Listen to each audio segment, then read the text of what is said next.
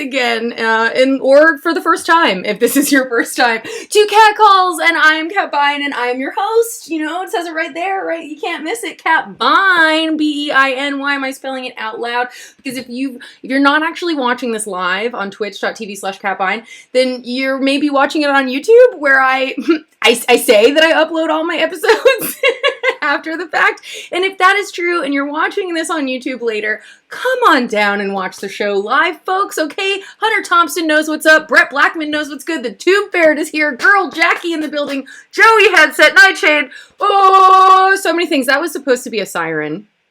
I'm sorry, it did not come out of my mouth as a siren.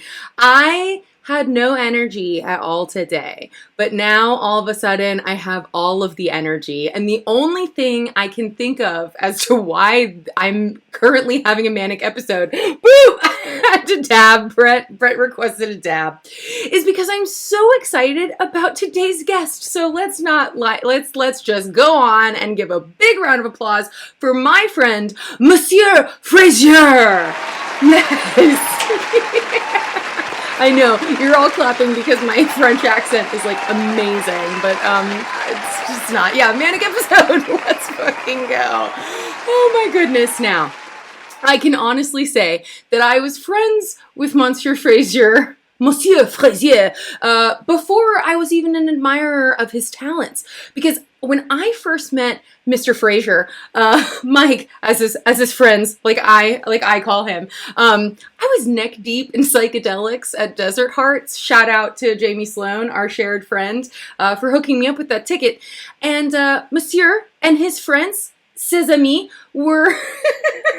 So I don't know why I keep doing this French thing. I apologize to the Parisians in the audience.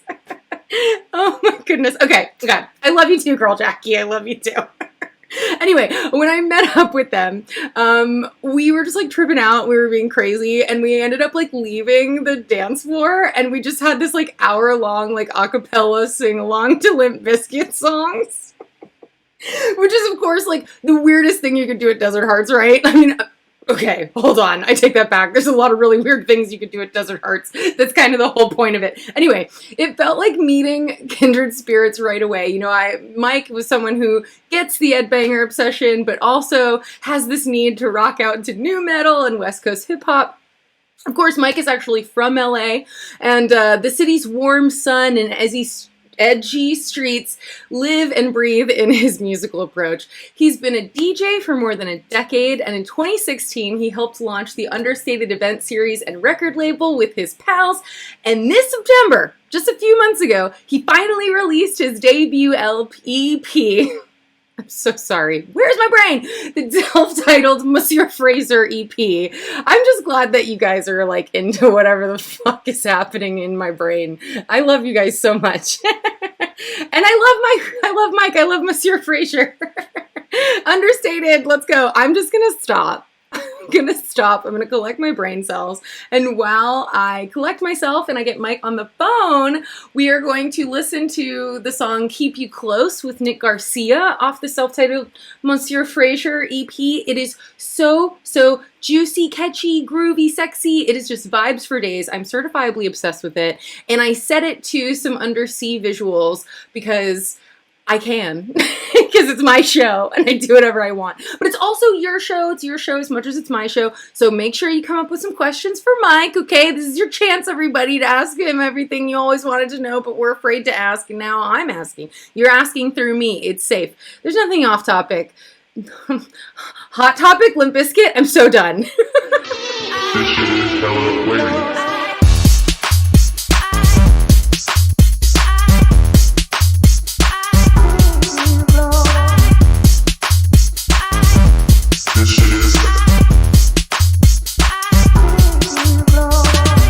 We're here. We're back. I feel like the song was looping. I feel like I fucked something up. And if I did, I'm sorry! Monsieur, je suis désolé. But we're live. Say hello to the world. Hello, world. Hello, world. Now, we were just having our own little conversation. Monsieur enjoyed the visuals that I put together there. Exactly is saying hi, by the way. He's saying hi back. And Zach, we were just talking about you. I think it was Zach you were mentioning. Monsieur might take those videos and make an actual video for Keep You Close out of them. Maybe rainbowify the fish. Maybe. I was saying let's rainbow fish that video. We were talking about how it's deep sea house. Deep sea house, exactly. It's startup house. Startup house, tech house. Yeah, we were also laughing about our friend John Marco's tweet the other day that was like, tech house implies that there's a genre called startup house, and it was so funny. Flounder wave. Joey Headset suggests flounder wave as a subgenre. Oh, wait, that's amazing. Wait, wave, that's fucking tight. Joey comes up with good names, I have to say. Joey's got good puns. Wait. Speaking of weird genres, did you do your Spotify Wrapped yesterday? I did. What were your top genres, and had you ever heard of them before? Let me see. Are they still up? Hold on. Let me look. Cause, okay. There was. Yeah. I mean, they're weird. Like it's so weird. Weird. Like they're so random. I actually Googled what one of them was. Me too. What the fuck is Float House? Is that a thing? Like Float House. I don't know. So I got Indie Soul was number one. I don't know if that was ever a genre, but hey, I immediately resonate with it. Yeah, it works. Float House was number two. Neo Soul, which is a genre, Deep House, and then I got Chicago Rap, which I was like, okay, I guess. Right. I listen to a lot of Kanye. I listen to a lot of Common, Big right. Jenkins. Yeah. So. Like, is it just geographically from Chicago, not necessarily drill specifically, but just like... exactly. I definitely was playing a lot of Lupe Fiasco while we were still like mid-lockdown earlier this year, so... Oh, good. I guess it works. Good lockdown vibes. I could just push... If we could just push our way through COVID, that would be really great. Exactly. Metropolis is a thing... what did you get? Joey Headsets into. I got Vapor Twitch was like my most popular genre, which I was like, what the fuck is that? Hey, what? I mean, like, yes, but like, what? Okay. But I Googled it. And it turns out that that's the examples Google gave me were like San Holo and Jai Wolf, and I guess anything that's like I don't know. I would describe it as some sort of between indie and like twee. I don't really know. Yeah. Interesting. Yeah, I did get Future Bass was in my top for sure. Nice. The Tube Ferret is saying a lot of people who listen to Nurture a lot had Future Bass as a top genre. Oh no way. Oh my god. Oh, and also, did you get your aura? Like, did your aura happen? Was it purple and green? Mine was purple and orange. Oh, it looked like the album. It looked just like the album cover for Jacques Green's last album. Oh, okay. Jacques Green is one of my all-time favorites. So that was like, I was like, whoa! And it was I think it was Bold and Hype or Bold and something. Ooh. Okay, I'll rock with it. I fuck with this. Yeah. I thought the music I listened to was a little more chill, but I'll still go with Bold and Hype. That works. Like, yeah, I had Lit and. Actually, Nurturing was it Nurturing? Like the Porter Robinson album, or it was something like, I think it was. I was like, oh, okay, very interesting. Like, I either want to be like, which feels right. Oh, except, and then also, I was still just listening to a whole lot of Drake. It told me I was in the top 8% of Drake listeners. Oh man. And, mine was all Tyler, the Creator. It was. I saw you bemoaning that album wasn't nominated for anything this year at the Grammys. It was nominated for Best Rap Album. Oh, okay. But it was like, which I knew was gonna happen. But I just remember earlier in the year, like I know some people in the voting and stuff, and they're saying Tyler was like a shoo-in. And then a bunch of other albums dropped, and then it was like, okay, he's not gonna. I thought he would still be out for Album of the Year at least. And they had like 10 nominees in that category. I was like, right. Like, I mean, I love Donda's great, but. Tyler, that was the best. That was, in my opinion, not in my opinion, but I do think that was like the best album to come out this year. Like, it's so good. It was incredible. I'll tell you something else, secret behind the scenes stuff that maybe is the kind of thing I'll share in my newsletter. I'm starting a newsletter, Mike. Amazing. I'll share behind the scenes of our interview. But I know this. Don't tell anybody, internet. Justice is coming out with an album next year. And I was talking to Gaspar, and I was like, what is your album like? And he was like, well, we're really inspired by Tyler, the Creator, and like the way that he'll just kind of switch things up mid-song and all this stuff. So... All right, we're done. The interview's over. Mike has to go back. That's crazy. I'm so excited. So everyone, that's just a little special tidbit for everyone to look forward to. Mike, what does your shirt say? Oh yeah, it says everything around me. Yes, it's true. I love that. Oh no, Dinosaur Shoddy in the chat just said they're stuck inside with the Roni. We hope you get better, Dinosaur Shoddy. Better. It's unfortunate. This goes out to you. But thanks for joining us. Yeah, thank you. Hope it's not the Omarion variant. Omarion, dude, I can't stop saying that. I'm just like, I can't stop saying the Omarion variant. And right before you tweeted that, I was saying that to my friends I was with, and then you shared it, and I was like, oh my god, it's real. It's real. Or like, what is it called when you like there's like when you eat meat only? Is it omnivore? When you eat both. Yeah. When you eat both, you're an omnivore. The omnivore variant. Oh my god. Okay, I feel like we've just been bullshitting for the first 5 minutes of this interview. I should ask you a question. How are you doing? I'm doing great. It was I had a rough start to the week, but ending the week, I'm doing fine. Good. Great. Okay, well, I'm sorry that you had a rough start, but I'm glad that you are catching the good vibes as me. I mean, I was so tired today, and now I'm coming back to life. How are you? Because of you. I mean, I'm good. It's almost the end of the year, so I feel like it's just like senioritis time. Like we all kind of have that feeling of, do I have to try until New Year's, or can I just kind of fucking kick push my way through the rest of the year? Yeah, exactly. But you've had a seemingly good year. I mean, okay, listen. Let's get back to basics. Okay, this is actually my first time interviewing you. Yeah. Even though I've known you now for a few years. Yeah, wild. You grew up in LA and you rep your city on your sleeve. I mean, right now you're repping all of women, which is great, on your sleeves. But talk to me about growing up in LA. Where did you grow up in LA? Yeah. Give us the real 90s shit. Where were you during the riots of 92? I was 2 years old. I know my dad came home with a sound system from the... Really? Oh, yeah. That's awesome. Shout out Radio Shack. We were in the thick of it. But yeah, no. I was born in 1990. Was born in Santa Monica. Grew up on the west side of LA, right next to the 10 freeway. So like on the border of like South LA, mid city, but I was on the west side, like kind of where all of them meet, which is basically like the middle of LA.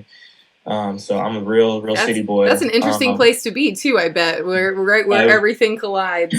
Right where it was a very interesting place. It was where everything collides. It was. I mean, a mile. Beverly Hills was a mile north. Culver City was a mile south.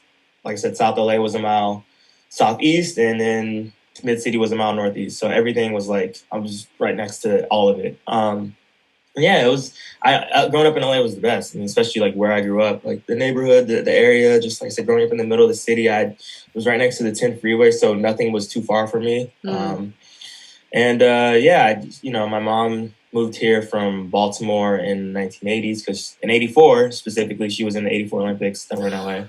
What? What sport does your mother Olympian in? Holy shit! Yeah, she's in the 400 and 400 relay. Wait. And doesn't your shirt say women? Oh, it says they rule everything around me. If it said run everything around me, I was going to make a joke about your mom. Actually, but a good joke about your mom. Yeah. Not a your mom joke about your mom.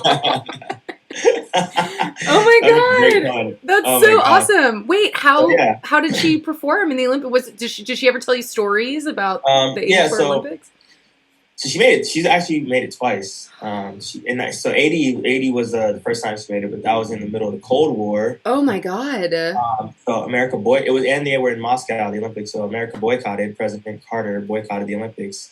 Wow. So my mom was ranked really high at that time too, and was probably going to win the medal. Oh my God.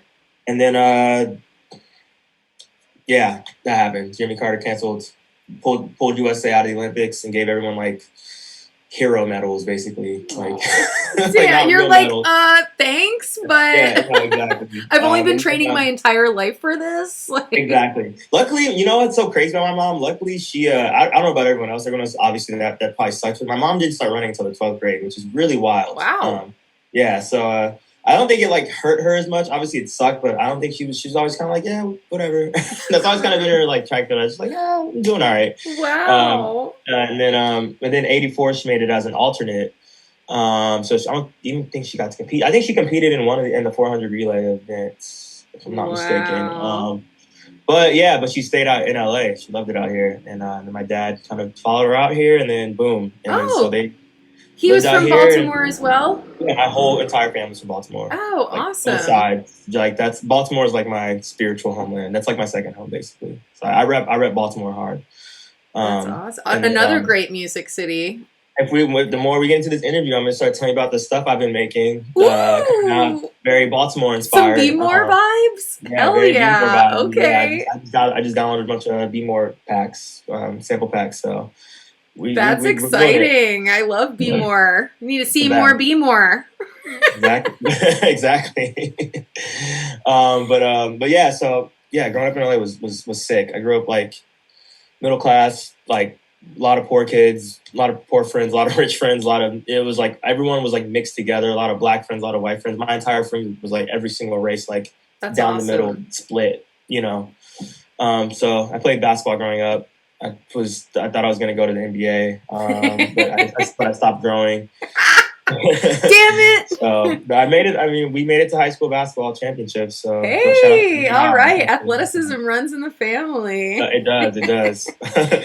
But yeah, so that was that. That was that. LA was fun. It's a cool place to grow up. I love it. That's why I rep it so hard, and I go even harder for it now because locals are very like much pushed out of our city, and it's like the whole rave thing, like that kind of came from LA kids. Like we were going to raves when we were like 17 years old, 18 years old, and when we were still in high school, like ditching class to go to raves. And like, you specifically, were you doing that? Not me, but I knew kids that were. Oh, that was like the thing. Like there were ditch parties, and they'd have to like raves at like wherever in like East LA, or like even like sometimes on the beach. Like it was crazy. Like kids were doing that. So I mean, like you had Daft Punk at Coachella 2008.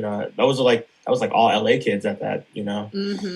At that show. I remember coming back to school I didn't go, but like coming back to school that next weekend or after that weekend, everyone was talking about it. Like that, so many people went that I knew, and so it's just unfortunate now that like LA kids are now being pushed out of the culture and the city that we grew up in. And being kind of misplaced. And, when I hang out with people, they're like, oh, you're from LA? Like, oh my God, I never even knew from here. And I'm just like, how? Like, we never left. Like, we never had to leave. I totally understand and relate to that statement because I feel that Miami is another city where everyone's like, no one's from Miami. I mean, especially a white person like me. They're always like, you're from Miami. And I'm like, okay, technically I grew up in Broward, but my family's been in Miami forever. And you also get that sense of like, and when you really are local, it makes you want to like put on for the stuff that's really meaningful about your city. I was talking to my partner the other day about how LA is like, or no, I wasn't, it was my friend Zach, not that Zach, different Zach, about how like the city of LA has been so meaningful in the music and the dance music scene for so long, and yet somehow outsiders come in and like sometimes dictate what the LA scene it can be represented by, and differently from like the local. But Egyptian Lover, LA, Electro. I can name off a whole list of LA artists that are from here that like I wish repped more, but they whatever, they do what they do. But like Shlomo, R.L. Grime, Dylan Francis, Deej, who else? Pilo, shout out to Pilo. These are all great names. Rinzin. Brinson, yeah, Brinson. I can go on and on. There's still so many of us here. Brandon Lucas, like, you know, like we're all Lubelski. We're all still Yeah. here, you know. So it's like, yeah, and it's one of those things where it's like, yeah, I just feel like we have to go really hard for our city now because like I said, I mean, and it's funny too because like we're the ones that started the culture more or less in America, like the LA kids, like the locals, and then everyone moved here because of the thing that we started, you know. Mm-hmm. So it's just like this. It's just a weird mind fuck. I'm like, it's just like, wait, what? Yeah, and for the longest time, yeah, it was just like I just felt like almost just disrespected, you know, like just like kind of like just by certain people and certain powers that be that, like I said, move here, like you said, dictate what's going on, and I'm just like, wait a second, like this is this is blood, sweat, and tears in this city because like like you guys moved here when it was Disneyland, but like when I growing up here, like this shit was. I mean, LA is pretty rough right now, but like. Growing up, LA was crazy. Like it was like there, like LA, like the gangs were a real thing, like it was crime was a real thing here. I have to ask you something. Yeah. You might be the only person. Did you ever take how DARE, everyone DARE, don't do drugs, DARE. Okay. Did you have something called GREAT at your school? Nah. Oh my God. Okay. We had DARE, but we also had GREAT, which stands for Gang Resistance Education and Training. I'm surprised we didn't have that. That's what I'm saying. I'm like, really why? We didn't have that. And I grew up with it in fucking Broward County, like whatever. It wasn't even Miami. And I was like, I thought everyone also did this, and then I started to put the pieces together. But LA should have had GREAT. LA should have had it. I can tell you right now, it would not have worked. But right. It would not have worked. But yeah, that's really funny. Wow, I never heard that. Damn, that's a great name. Great and DARE. Great DARE. Great DARE. Great DARE. We took that DARE. We did. Joey says the cop who ran DARE at his school ended up in jail for drug offenses. So there you go. There we go. Wow. Man. Great DARE. Don't do drugs. I just sell them, but don't do them. Don't do them. I just sell them. Okay. Wait. Okay. Let's talk about more. So your parents were very athletic, but were they into music? Is that did backyard barbecues play a role in you becoming musically inclined? Yeah, absolutely. My dad was a DJ in Baltimore. So that's why he took this. That's why he found that sound system. Yes, exactly. Innocently on the streets that day. Exactly, innocently on the streets. Exactly, outside of a Circuit City. Like, oh, what happened? Shout out Circuit City. There was one in my neighborhood. Like I was walking distance from my house, so that was where I get all my video games and stuff from. But but no. No, when I was a kid, my dad used to sit there and like cut tapes and like make mixes and stuff, and he used to really do that. Yeah, like he was actually at Thanksgiving when I was at his house. He was like, come over this week. He was like, I have a bunch of tapes to give you, like a bunch of like old Baltimore club tapes. In Baltimore, the big thing are basement parties. Everyone has basements. So like the Basement Boys, like the guys that made Gypsy Woman, the guys that produced that beat, like their name's the Basement Boys. Oh, cool. Yeah, Baltimore. So yeah, my dad they had basement parties and he would DJ them. There was a lot of funk and early hip hop and early house and like a lot of what they called boogie back then, or like post disco, a lot of that stuff. So I hope I get post disco and boogie in my Spotify Wrapped next year. Me too. I feel like I listened to enough of it to like get that. I don't know, like, but yeah, it's so that was the vibe. So, and then my mom used to go to and all of my cousins and aunts and uncles, they used to go to a house club in Baltimore called Odell's. Ooh. In West Baltimore. And that was like one of the first house clubs in America. And then my mom moved out here. She used to go to Catch One. Catch One. Tell me about Catch One. That sounded like it was famous the way you said it. So Catch One is like, it's still open now. They still do stuff there. Yeah, we just had our last Understated there. Oh my God, that's so cool! And your mom used to go there. Catch One, and then it was called Union. So you might know it as Union. I've heard of Union before. Yeah, that's where they were doing brownies and lemonade. And, wait!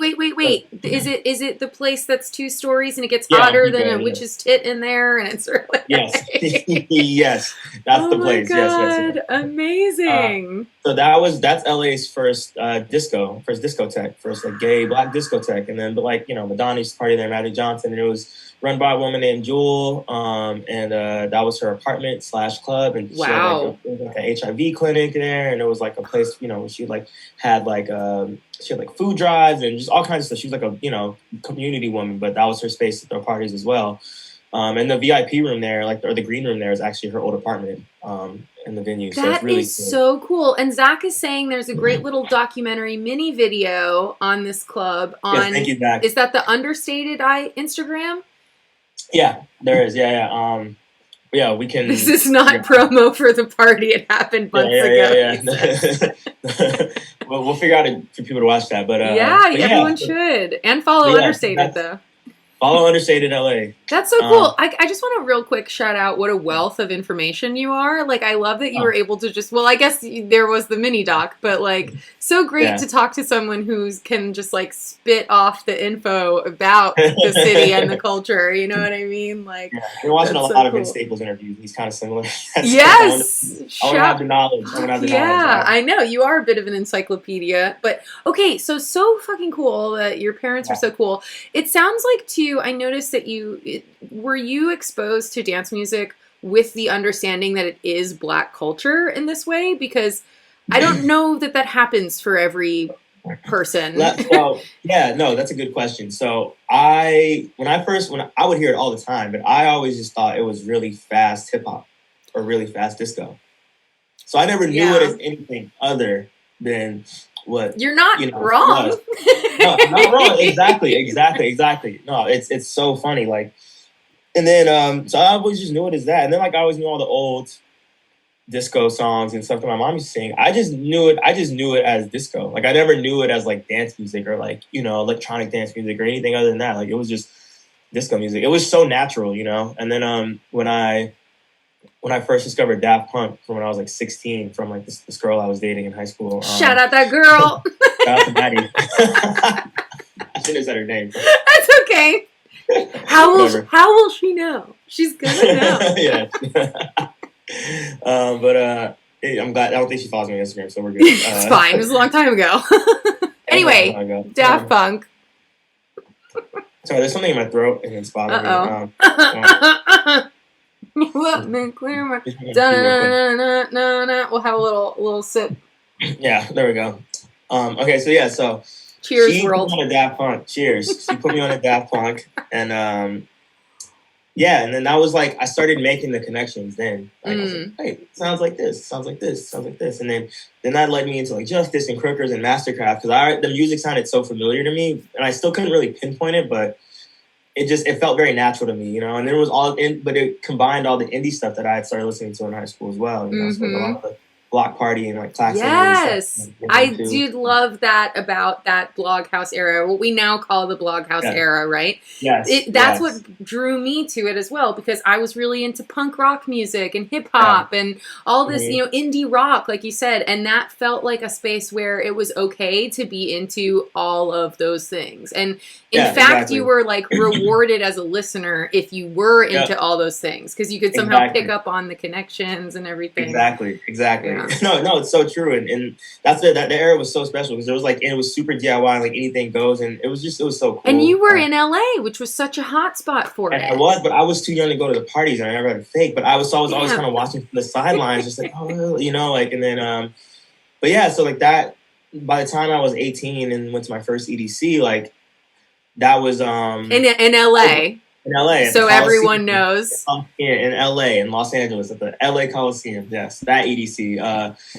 And that was 2008. So by the time I went to go see, I remember they had a stage with like Castlevania and Armin Van Helden and, Crookers and all these, all the Bloghouse artists. But something happened when I walked in. I walked into the drum and bass stage, not ever hearing of drum and bass, not ever knowing what drum and bass was. And so DJ Hype was playing. Oh my God. So I was still very much a hip hop head too, like very much a hip hop kid. Like, so I heard the MC, like, and I heard like the bass lines and I was like, whoa, like, what is this? Like, what is this? I was completely shook. And then I heard dubstep for the first time that night too. It's Casco, Where's My Money remix. Wow. Early dubstep too. Early for America for sure. Yeah. And I think in that crowd, there was a lot of first time people hearing their dubstep. I said that weird, but totally. Yeah, no, for sure. Especially and Caspo, what a great from the source person to drop all that. That's so tight. Yeah, exactly. So it was that like completely changed everything, because now I had like all the reference points from like bass music and this and this and this and this and this, and like just I kind of started like really piecing it. And then I started doing my research, like, okay, house music, like drum and bass, dubstep, techno, and then I started being like, okay, like, yeah, I used to hear Cybertron clear on the radio when I was a kid, like with all the old, like, all the old, because Egyptian Lovers from LA. So that whole sound was really big in LA, just as big as it was in Detroit. LA doesn't get talked about because like everything, because the whole music industry is here. Right. So like it gets buried under all of it. But that same sound was just as big in LA as it was in Detroit, and vice versa. Totally. So yeah. You would hear these mixes on the radio at night where they'd be playing like Houdini, and they'd be playing like, like I said, Egyptian Lover and Cybertron and all that stuff. So I started making all of those connections. Like, okay, cool, that's connected to that, and then that's, and then finally I was able to piece together all of these. Finally started recognizing like what it actually was, and then that it really did come from Black people. And then when I started listening to old Chicago house, I'd be like, okay, this is the old house music that I thought sounded like fast rap music. And he came all the way back. Came all the way back full circle. So by the time like 2012 came along, I started DJing, like, or 2011, 2012, I started really seriously DJing, and I started doing house music. I was like, this is supernatural to me, and this is where it all stems from. And I just really became like a real student of the game, and started watching all these documentaries and just really picking up on like where it's from and like why it started and how it started, and just what led to all these other different subgenres and how they were created, and like just why they exist and what their purpose serves. And so I like always a student of the game. I mean, your passion for all of it comes through so clearly when you're talking right now, but also when you are DJing. And, Yes. Now I'm so excited that you're kind of coming around to the other side and starting to put your own tunes out. But Yes.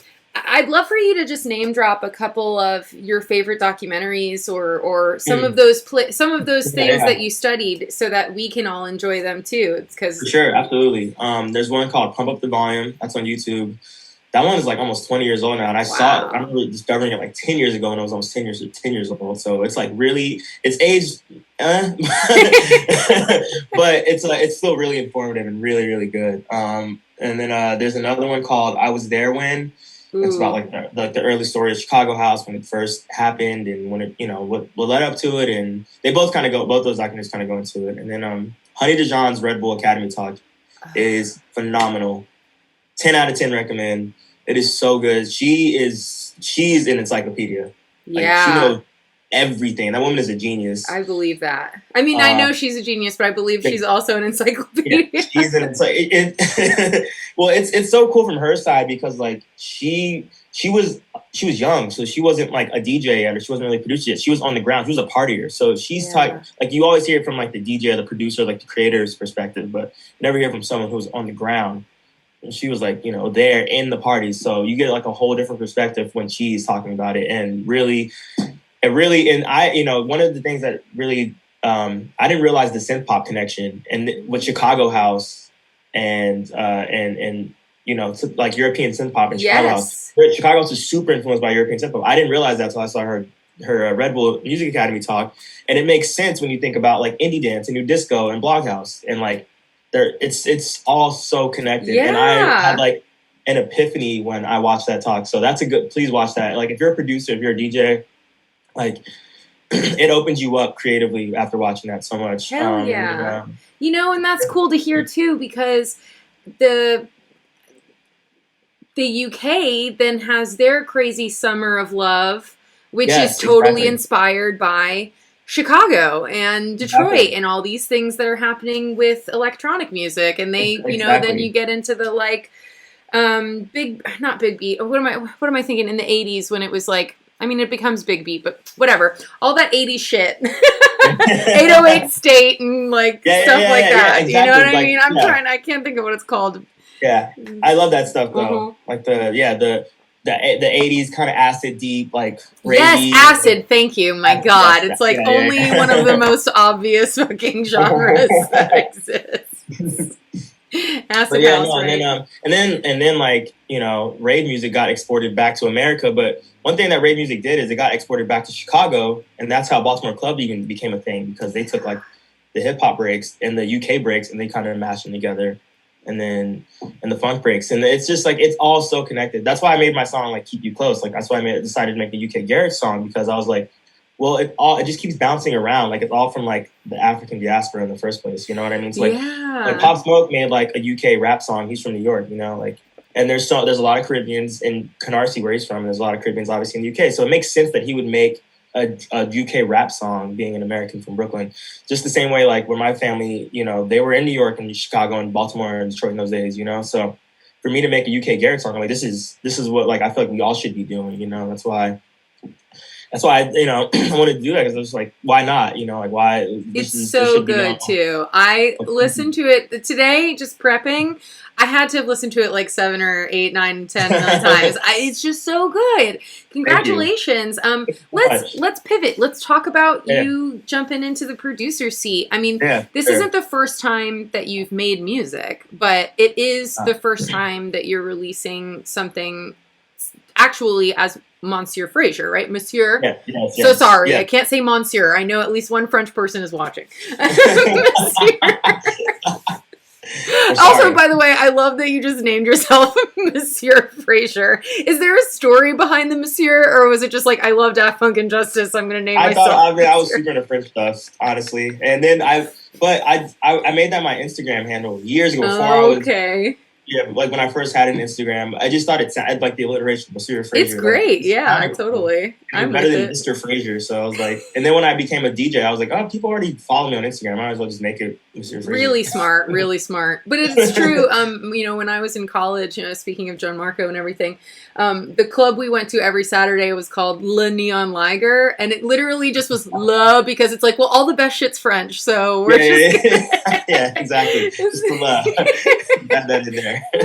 So but that's great. So why? What was it about this moment in time that led you to?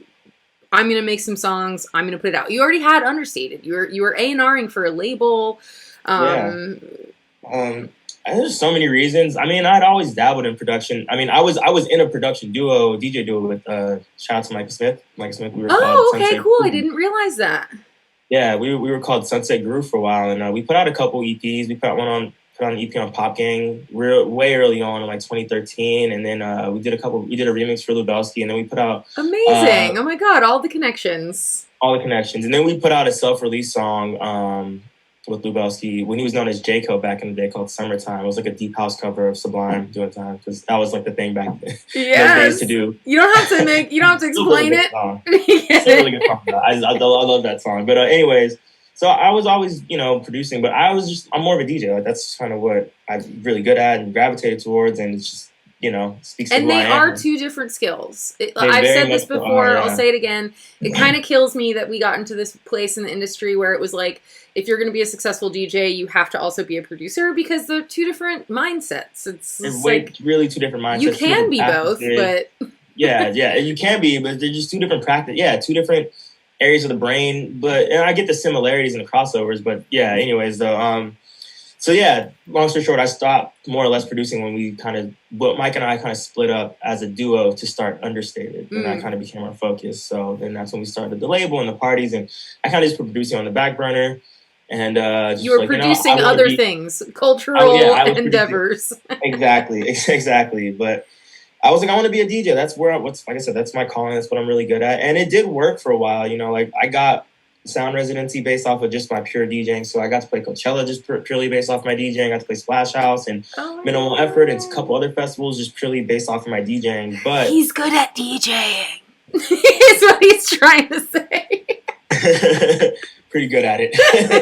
But no, it's like, but I'd always have people in there like, yeah, you need to produce, bro. You need to get to the next level. You need to start producing. I would always fight it. And then eventually it did come to a point where I was like, look, I don't know what's going to happen when, we shut down, and I don't know what's going to happen. I don't know. It might be harder for DJs. It might be, I have some time. I might as well just just do it. I might as well just do it. So I actually deleted Ableton. I was like, I don't want to use Ableton. I want to use something different. I want to use FL Studio because I see all the rap producers use. So I downloaded FL Studio and I just watched a bunch of tutorials and took a Skillshare class on FL Studio. And, fuck yeah. And I'm still learning it, but obviously, but I can, I can write some loops and make some quick arrangements, and then like I usually have people help me flesh them out. But yeah, so basically that's like that was the jump into it. But I'm really glad I did it because I did have a lot of ideas in my head just based on what I think production should be. Because I think what ended up happening is like a lot of producers, when you have a DJ that I think that jumps into production, I think like a pure DJ, that means they're usually playing multiple genres or they're multi-genre, and so it's like you have a lot of different ideas and a lot of different influence that can cross over, and I think it brings a different freshness to it, So it's like, yeah, I think a lot of producers, they get caught up in, I think a lot of staleness can happen because it's like they have a formula of making their music, which works for them, and that makes sense, like it's a way to pump out music quickly and like get your art heard, quickly. Well, and I think there also becomes a really easy trap to fall into where if you find success with some certain sound, and then you start kind of second guessing and you're like, oh, is this what everyone wants to hear? Or like, I need to keep it going, so I'm going to make this thing or whatever. Yeah. And, and everything with these little pockets and scenes almost become like self-reinforcing. Like, I don't know, like dubstep people are in their weird dubstep world and like tech house people are in their tech house world. And, exactly. No, seriously, it's true. And that's honestly kind of been a challenge for me, is figuring out where I fit in. And because I can play most genres, and I try to squeeze as many genres in as much of my frustration sometimes as I can, like just because I don't know any other way to do it, So I play a lot of shows that I don't think I necessarily should be billed on, or that but at the same time it's like I can do it, and I will do it. But I definitely do have an idea of where I think the events I should be playing and like the shows I should be playing and the style I should be placed with, and I think that is more with the left field multi-genre kind of DJs. Mm-hmm. That can kind of take you here and take you there and take you here, because. But yeah, it's been an interesting journey for sure. I definitely am enjoying it. And like I said, I'm working on some like I've like picked a different style to work on for each of my for each like project I've worked on. So like my EP, I did a tech house song, and then I did like a minimal song, like a weird left field tech house song. And then I did Colors, which is like a breaks, deep house, acid. I don't even know. That was, and then yeah, it's all over the place. That one makes me think of almost like the little Mr. Wazo hints are coming out. I mean, it's got that sample, which I know Mr. Wazo has used too, but it has a glitchy vibe to it. I know. I never know. It's hard to like. Where am I pointing? It's all backwards. And, But then, and then Keep You Close is Garage. But I'm rapping over that too. Like I was gonna say, I love the vocal processor that you put on it. It's like this weird deep, and I love the lyrics are so good. It's just, this shit is hella lame. It's just so fun. And that's you on all of them, right? Because on Colors, there's also some vocal rapping. Yeah, exactly. Yeah, that's really cool. Are you gonna keep that vocal? Sound? Is that going to be like your signature? Yeah, not on everything. And also, I don't know, I need to figure out how to use my voice more. I only pitch my voice down because I haven't figured out like my rapping voice yet. So I just down because that just sounds cool. And that's like what they used to do on the old Chicago song. So let me just stay in the tradition of that. Yeah. But eventually I think I will start using more of my voice. I just need to get better at like my rapping voice. You just have to get used to it too. Gotta get used to it. Gotta get gotta get used to it. Exactly. But hearing your voice is a different thing, bro. You hear back, you're like, oh. I know. I've had to transcribe my own interviews enough times that I'm pretty used to it. But like, it was a few rough years there in the beginning of like, what an idiot! Who sounds like that? Who says that? No, exactly. Just like, when I was streaming, like the first couple streams, I was like, oh, those streams were so fun too. You're not Understated's not streaming anymore though, is right? It's not like I fell off. It's just no. We stopped because you're back to real life. Yeah, the world opened up. We were like, let's do that. Thank God, that's so exciting. How's it been getting back out there? I was just talking to Zach about this. It was fun. It was really cool. We went. It was 0 to 1,000. Yeah. But we had no time to like process what the year before was. Right. And I think all of that finally just came back and like smacked me in the face really hard. So last 2 months have definitely been a bit rough mentally, but I had fun. I had fun. I had a great time. It was. Yeah. No, you're not It the was a only one blast. who feels that way, I think. Like, Yeah. sometimes I have little moments, like, yesterday I came back from my Thanksgiving trip and I was definitely feeling like, Yeah. and I think it's just, there's just so much going on Yeah. Yeah. Yeah. It's and hard to keep up. yeah, feelings are real, everybody. Yeah, Like, you're feelings are allowed very to take real. a feeling break every once in a while. How does But it feel having the EP out? How did it were you nervous right before it came out? Are yeah, you just I was really super nervous, excited? but I was excited. I was nervous, but I was excited. I was excited. I was relieved. I was happy. I was very proud of myself for one that I was able Yeah, to do as you that, pull should that be. together. It's a big accomplishment for It me and is. a It's big not moment for me. easy. It's not easy. It was not easy at all, especially because I started making it while we were still technically locked down. So Mm. trying to figure out, like people's schedules and, what's the safest way to meet, the best way to meet, it was a lot. It was definitely a lot, but it felt good when it came out. I just was like, whatever's gonna happen is gonna happen. It's the world's now, and they're just gonna whatever happens happens. Are you But the reception DJing? was great, and Yeah. I was really proud of the work that I did on it and like the creativity of it. And I definitely thought I did something different. I love going back and listening to it. Like I won't listen to it Good. for like a month, and then I'll go back and listen to it. Like, okay, yeah, this is cool. But actually, I was questioning Keep You Close for recently. Like I started like, oh, maybe I overdid myself with that song. Maybe like I did a little too much, or I did like Mm. I tried a little too hard to be like conceptual, or just I should have just made it more dance oriented for my first song. Like Jamie was right.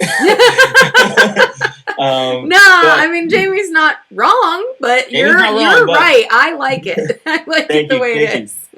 But But no, we'd I actually never just say got that added. Jamie was wrong. That's not a thing we're allowed to say, I don't think. On No, TV. Jamie's definitely not wrong. Jamie's absolutely not wrong. She was absolutely right. She was right. She was right then when she told me.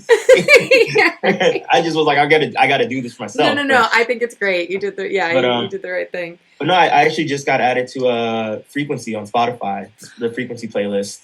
That's So awesome. Although shout yeah, out evil drones, but we love when our friends win. yeah. See, that's the thing. You just Thank can't. you. Shout out to Ronnie. It's too late to Um, decouple. We're on yeah, Spotify. That's what we're doing. yeah, we're on it. We're in it.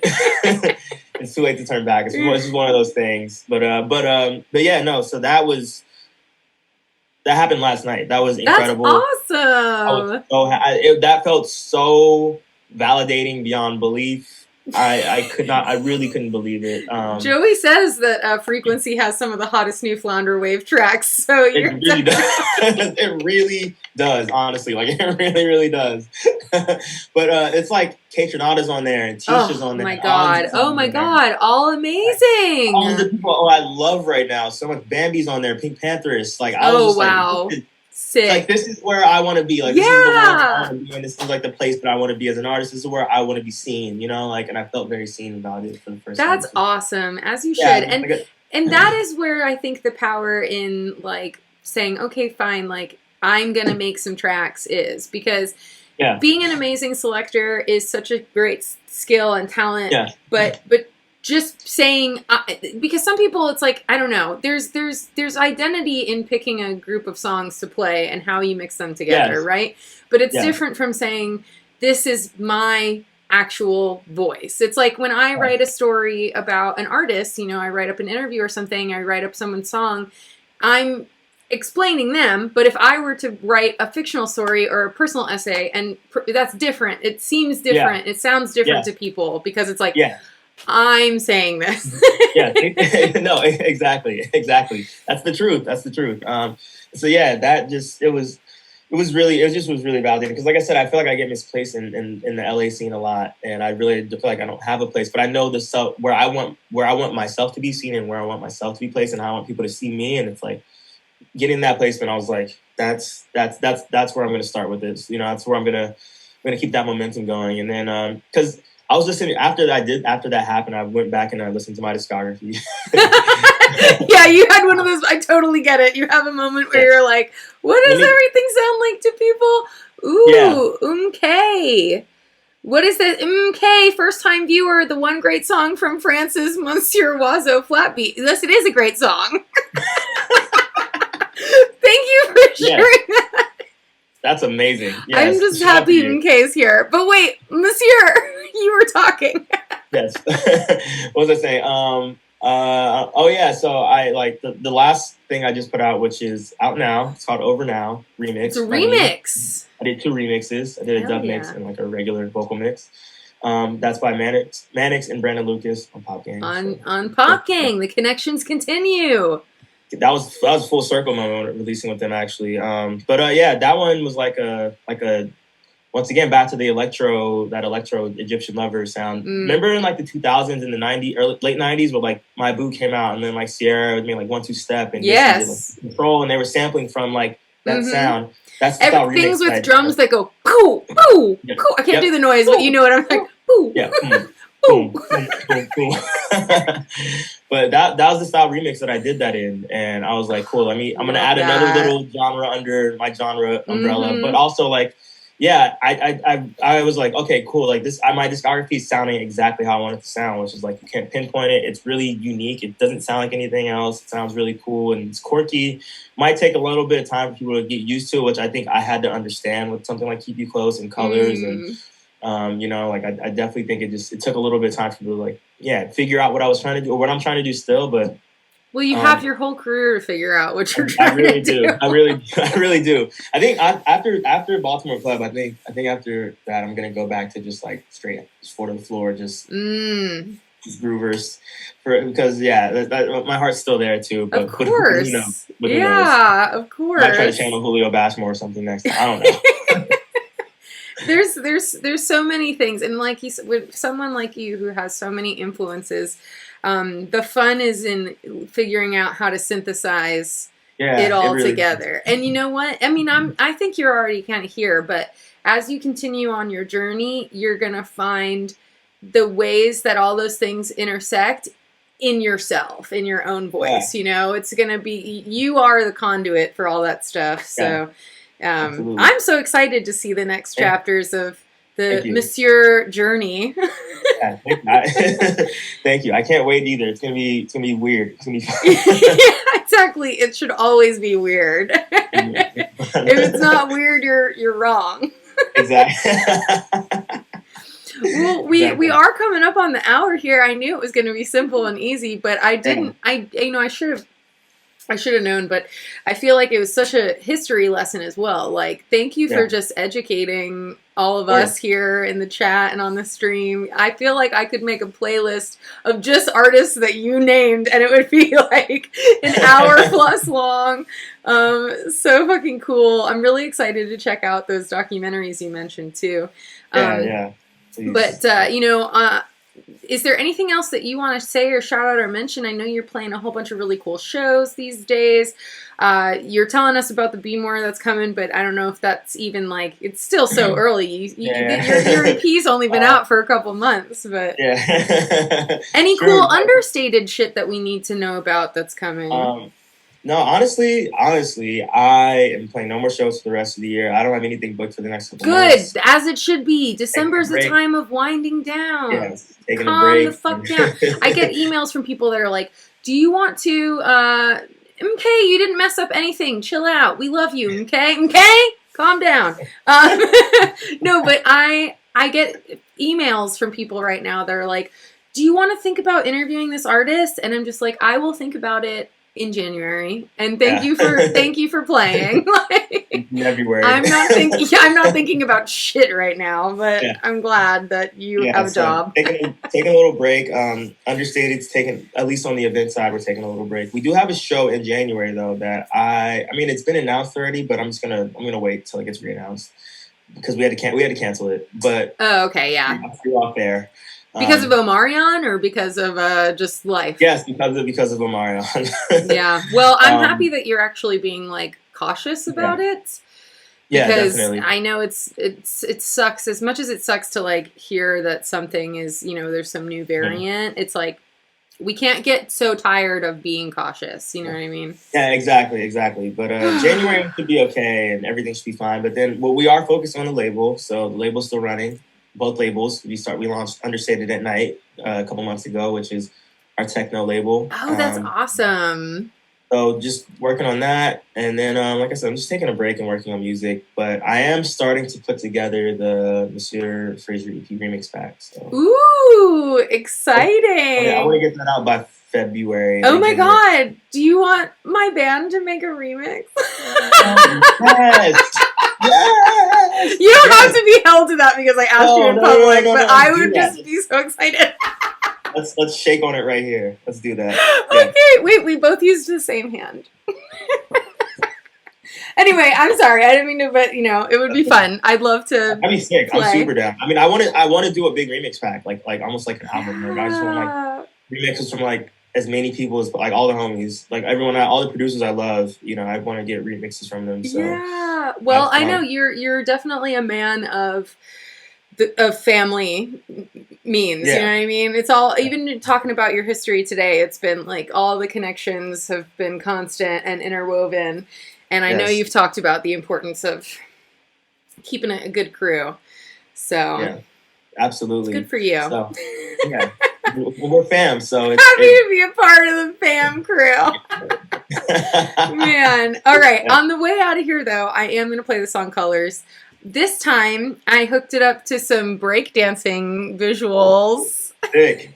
I don't know. I hope I didn't cut off Keep You Close too soon. I feel like I had fucked it up On the way out. somehow and it was like looping, but whatever. It doesn't matter. That won't happen this time. But do you want to say any last thoughts about Colors? Colors is a wild song about who you are outside of the club. Ooh. Kind of like, because you see people in the dance floor all the time. You only see them at shows, and it's like, but who are you outside of this? I don't know who you are. True. So if you can catch what I'm saying, it's kind of it's basically asking what are your colors? Who are you? I love that. And I have to say that was, as I said in my intro, I don't know if you heard it. That's what I liked about how we met. It wasn't like I met you and you were Yes. a DJ and we were in this world. We Yes. were totally just being ourselves. It was just like I mean, this bare bones ridiculous. Like, okay, clearly we're kind of made from the same cloth here because Yes. we're not embarrassed to be ourselves right now. Exactly. Okay. And I feel like everyone's just so surface level, and it's like, let's get some. I want to meet some real people out there. I don't want to just meet, your body double on the dance floor. Like, who are you outside of the club? Damn, dropping bars like right here. I love it. I can't wait. I can't wait to hear you rap over some Be More. Are you gonna rap on the new stuff too? I think so. Yeah, I think so. That's exciting. exciting. It's easy to rap over. It's fun. It's very like shot call and response. So. Mm-hmm. Yeah. That's cool. All right. Well, I'm gonna cut us. I'm cutting us off. I'm cutting you off. Thank you so much for coming. This was as good as I knew it was going to be. Honestly, I knew it was going to be easy, and I'm so thankful to have you on the show. Definitely, you are destined to end up here. Zach is sad; he doesn't want it to end. Zach, we'll have this in real life. Yeah, we'll do it again. We'll have this IRL. I'll have to, whenever Understated does have a party, I'll have to come on down. And you're actually gonna really want to come to the next one. I will be there. I'll tell you who it's gonna be off air. Tell me offline. Yeah. Tell me offline. Well, that's so awesome. Thank you so much, Monsieur. Merci beaucoup. Bonne nuit. What? Oh my God. Amazing. Okay, I love you so much. Have a great Bye, night. everyone. Bye.